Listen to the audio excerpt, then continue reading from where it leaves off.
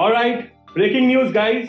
Congratulations to all the students who are studying in Indian medical colleges. So we just got a notification from Ministry of Health that NMC finally gets approval from the WFME for the next 10 years. This is a story which we have been following since 2019. And since then, we have been informing the students that not to worry. Many of the students who are preparing for Usmle were anxious whether the NMC would be registered with WFME and whether they will be eligible to apply for the match or not. But finally, all of these things have been taken care of, and congratulations to one and all. Also, the NMC makes a notification that with this WFME approval, now the Indian degree is also eligible for a license to practice and pursue PG in countries like Canada, Australia, New Zealand. So my point is, every country has a license requirement for license to practice and also a stipulated number of PG seats. So if you wish to know about your career pathway after MBBS, which are the countries where you can pursue PG, where you can get a license and where you can finally practice. For more details and a detailed information, I would invite you for a session on new NMC guidelines and the impact on